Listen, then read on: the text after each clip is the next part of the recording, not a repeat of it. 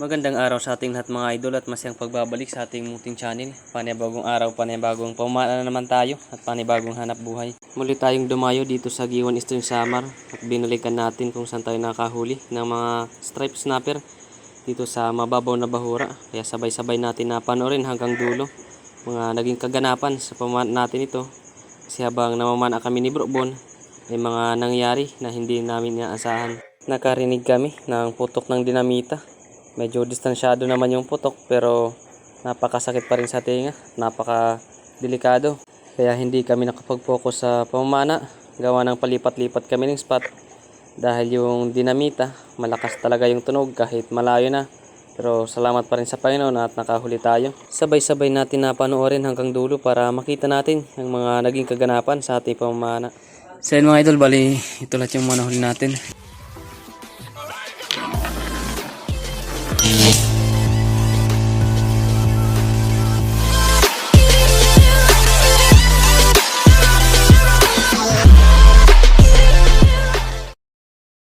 So yun mga idol, bali andito na tayo sa Giwan. Yan, kapag ready na rin tayo.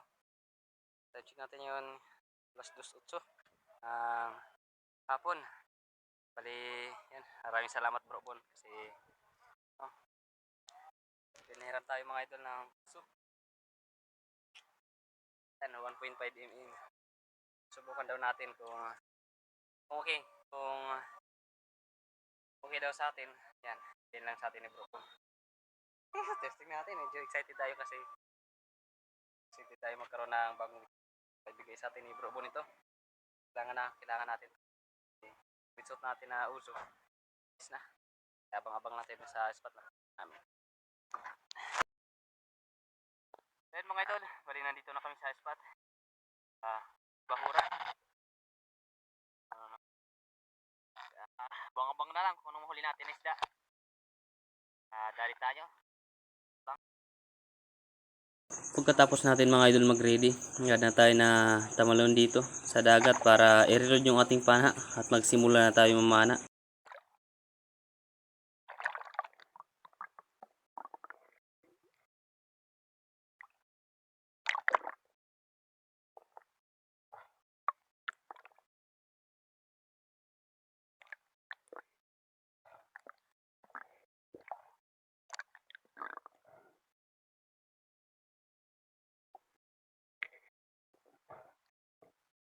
Pagkatapos natin mga idol i-reload yung ating pana, agad na tayo na sumisid. Nakailang sisid pa tayo. Kaso hindi rin kami nagtagal ni Bro Bon. Gawa ng 2 beses kami nakarinig ng putok ng dinamita. Hindi na rin kami nagtagal dito sa spot. Nakailang dive lang tayo. Agad na tayo na umakyat sa bangka.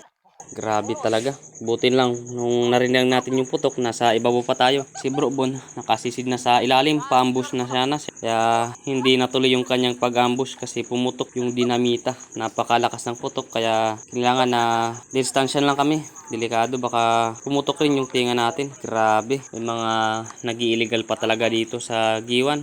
Natawa na lang kami, wala naman kaming magagawa ni Bro Bon. Kaya lumipat lang kami na ibang spot dun sa ibang bahura.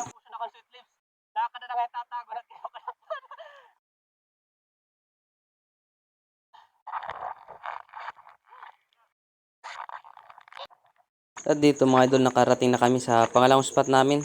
Medyo sumama yung panahon, lumakas yung ulan, pero kalmado naman yung hangin. Kaya subukan natin, sana makahuli tayo ng isda. Pagkatapos nating ma-reload yung ating pana mga idol, nakahuli tayo ng talakitok. Kaso lang di natin ito na-video sa pagpana. Para tayo mga idol ng talakitok. Hindi na natin na-video sa pagtira. Bigla kasi sila sumulipot na ng group. Nakaganda lang tayo na tumiro ng isa. Lalo na makakapagod.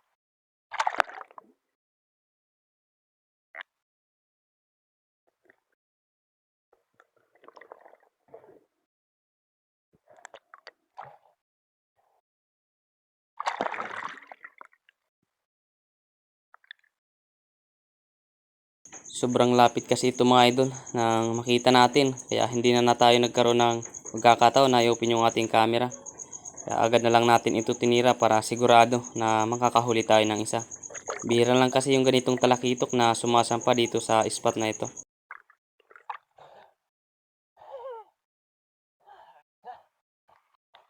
Kaya mas malaki pa. natin para sa Pagkatapos na natin mga idol ma-secure ang isdang ito, agad na rin tayo na makyat sa bangka. Hapon na rin kasi at medyo madilim na. May gagawin pa si Bro Bong kaya umuwi na kami. Ayos na rin, nakahuli rin tayo ng talakitok sa pangalawang spot natin. damot nira. May kangin na mga tura dito, nagkakalok na. Damot. Ayos na rin kahit paano, nakahuli pa rin tayo ng isang talakitok. Hapon na rin, alas 5 pasado na ng hapon. Bali kinabukasan, muli kaming bumalik dito sa spot na pinaman natin.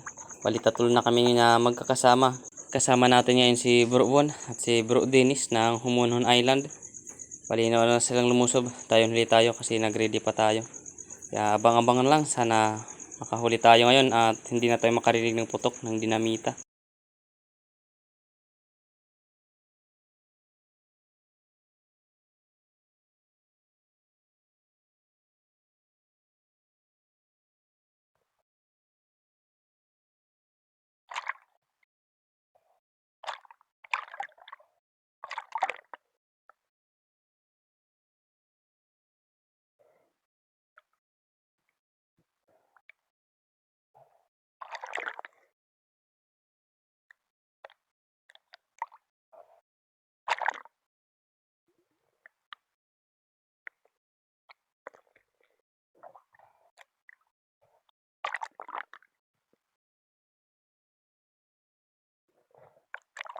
Pagkatapos natin mga idol ma-reload ang ating pana at naghanap sana tayo ng maambusyan, eto nakakita tayo ng bahay ng pugita. Kaya pagtingin natin, may laman, kaya sinubukan natin na tusukin ang pugita na ito. Baka makuha natin sa kiliti ng shaft natin. Medyo ayaw lumabas nitong pugita. Hindi na kukuha sa kunting kiliti lang. Nakailang beses rin natin ito sinisid at tinusok-tusok ng ating shaft, hindi rin ito lumalabas. Kaya pinana na lang natin ito. Tinanggal lang natin yung apat na rubber natin. Kaya maganda naman yung ating patama, kaso maganda rin yung tama ng shaft natin dun sa bato. Kaya medyo nahirapan tayo dito magtanggal sa pugita. Kaya hinayaan lang natin para kusa lang ito na lumabas.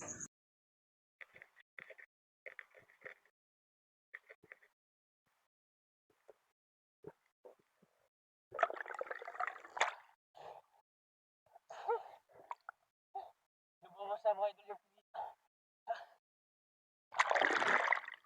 At ito mga idol, hindi nga tayo nagkamali kung sa ito na lumabas itong pugita. Napakalaki na nito mga idol.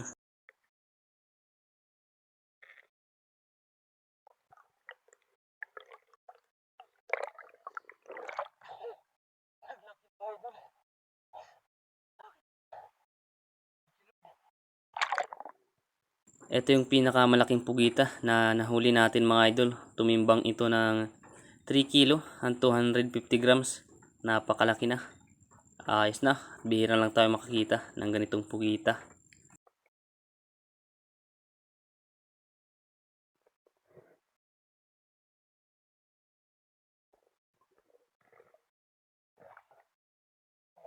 Sa dive natin ito nasa 2 metro ang lalim ng spot na ito. Nakakita tayo dito ng Harlequin sweet lips na palangoy-langoy. May pagkamamo ang sweet lips na ito kaya agad na natin ito na tinira. Thank you Lord at tinamaan natin. Ayos na rin ito na pangdagdag sa huli nating isda. Isang Harlequin sweet lips.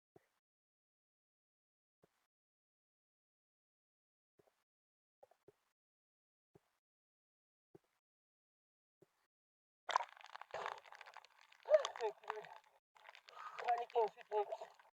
Tatlong huli natin. Salamat.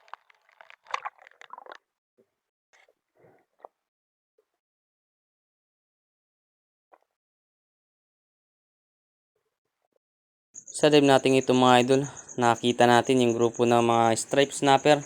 Kaya agad tayo nabumba para pumili at tumira ng isa. Dito hinintay lang natin na makakuha tayo ng saktong pagkakataon para tumira ng stripe snapper na ito. May lumapit naman sa atin kaso alanganin. Kaya Ito lang yung tinira natin. Thank you Lord. Tinamaan natin tong strip snapper. Di pa naman ito kalakihan pero ayos na ito na pangdagdag sa huli natin. Ayos na rin ito na pangbenta mga idol.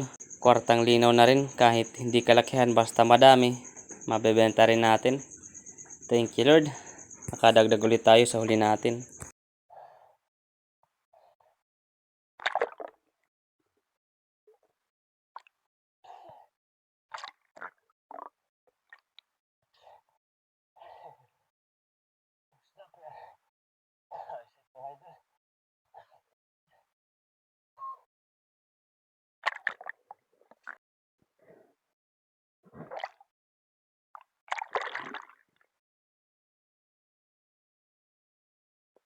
Sa dive natin ito may nakita tayong baga-baga o tagan nagtatago sa malaking bato na ito. Kaya agad na natin ito tinutukan ng pana at tinira natin ito. Thank you Lord. Maganda yung patama natin sa baga-baga o tagan. Napakasarap nito mga idol na tinula at sa ihaw. Pero mag-iingat lang tayo pag hawak tayo sa islang ito. Dito banda sa kanyang may hasang. May matulis kasi ito na tinik at pwede tayo masugatan pag ito yung nahawakan natin.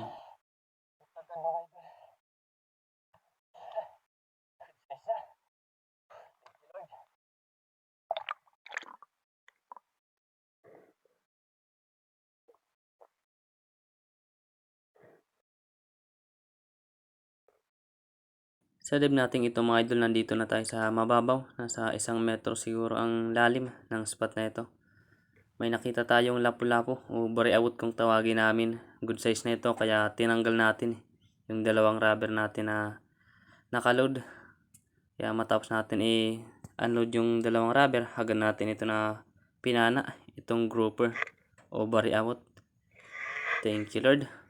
Hindi pa naman ito kalakihan pero ayos na ito pang dagdag sa huli natin. Madalang kasi yung malaking isda na nakikita natin dito sa spot na ito. Kaya kumukuha lang tayo ng ganitong size para may benta tayo, may kitain tayo. Thank you Lord. Isang lapu-lapu o bariawot.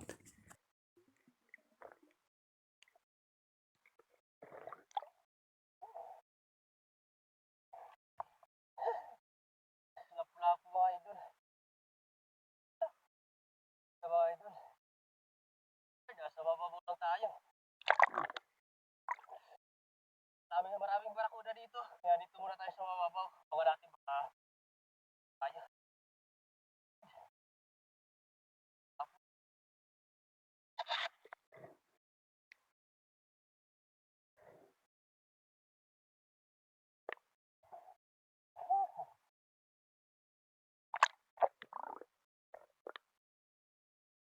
At dito may nakita tayong oriental sweet lips o panapsapan. Di pa naman ito kalakihan pero ayos na rin ito na pangdagdag. Kaya ito yung tinarget natin.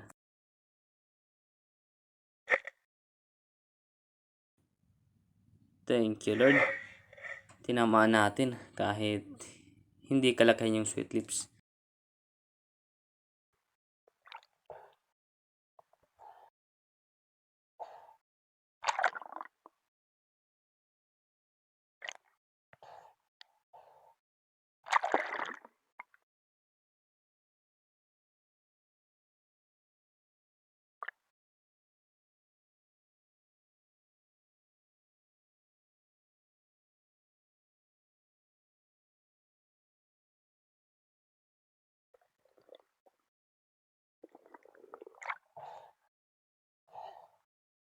Sweet mga idol. Maliit pa pero ayos na rin ito. Hanggang nagsuli natin. Lord. Dito may nakita tayong bayang o panaklubon kung tawagin namin. Good size na rin ito kaya eto na yung tinarget natin. Thank you Lord. Maganda yung patama natin sa panaklubon o bayang. Masarap ito mga idol sa inihaw at sa paksiw sa gata. Thank you Lord.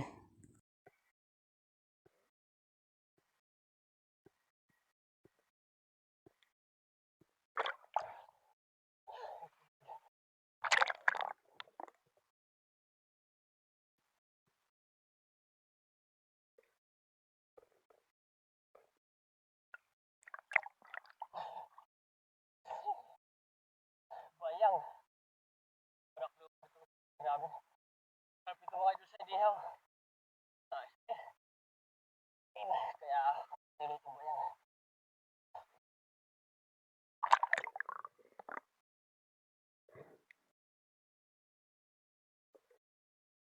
Pagkatapos nating masecure ang isdang ito, agad na tayo na umakyat sa bangka. Andun na rin yung mga kasama natin na nang umakyat para kumain na daw kami at lilipat kami ng spot.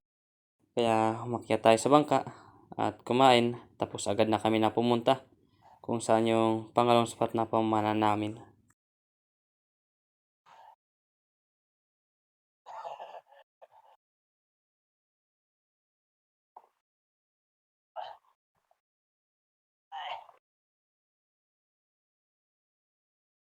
Bye.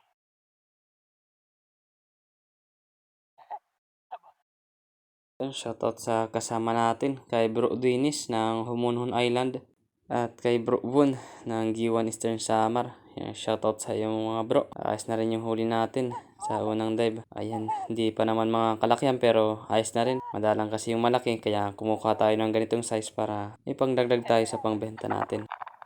Pagkatapos nating kumain at magpahinga, dumiretso na kami sa spot na pamamanan namin. Kaso ito yung naabutan namin dito. May nagdidinamita na naman, kaya hindi kami nakapamana. Madami sila na nagtitipon-tipon na bangka, kaso nang lumapit kami, agad sila na lumayo. At ito yung malit na bangka, yung mas malapit sa amin, kaya sinusubukan namin na lapitan. Gusto sana namin magtanong, kaso ayaw magpalapit. Hindi na namin ito nasundan kasi pumunta sa mababaw na bahura na hindi makakasunod yung bangka namin, kaya hinayaan lang namin ito. Hindi rin kami nakapamana, gawa ng delikado, baka bumalik sila at magpaputok ulit ng dinamita.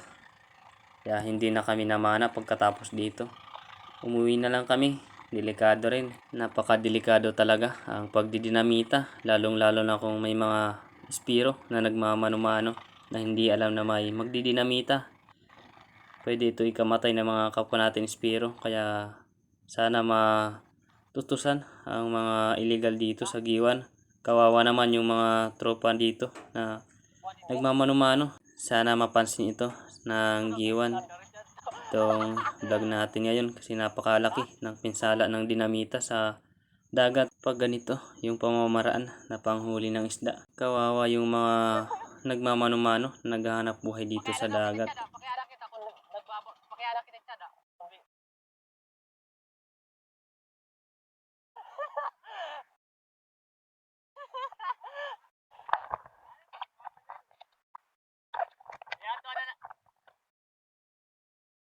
Nagmeeting nga under dyan to. Siya siguro nira nagdadar. Nira pabuto.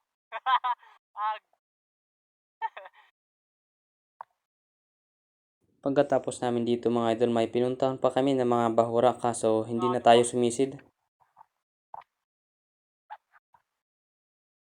Yun mga idol ba? Kami. Mana?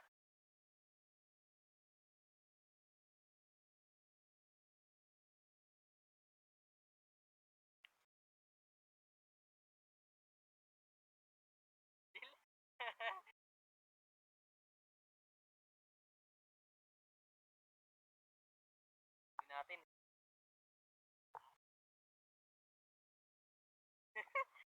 Sayang talaga.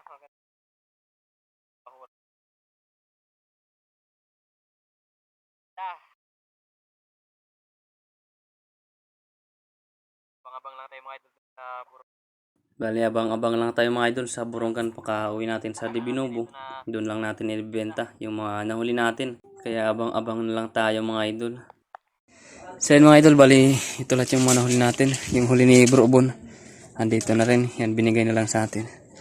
Ito yung malaking pugitan natin na nahuli. Bali, kiloy na natin lahat. Unahin muna natin yung mga first class na isda, tapos yung pugita, tapos yung second class. So yun, bali ito yung first class natin mga idol. Yung camera eh. Nag-blurred pa. Yan, 4 and 1/4. Yan, yung second class naman yung kiloy natin. Ito naman mga idol yung second class natin. Kasama na yung pugita. Yan, umabot na 6 na kilot kalahati. Mga mahigit 3 kilo. 3 kilo itong malaking pugitan natin. Bali, abang-abang lang tayo mamayang hapon para bayaran yung ano natin, nahuli na isda. So yan mga idol, bali ito lahat yung kinita natin. Yung first class natin na isda, umabot ng 4 kilo and 250 grams. May kinita naman tayo na 1,062. Sa second class naman natin na isda, umabot ng 6 kilo and 500 grams. May kinita naman tayo na 910 pesos.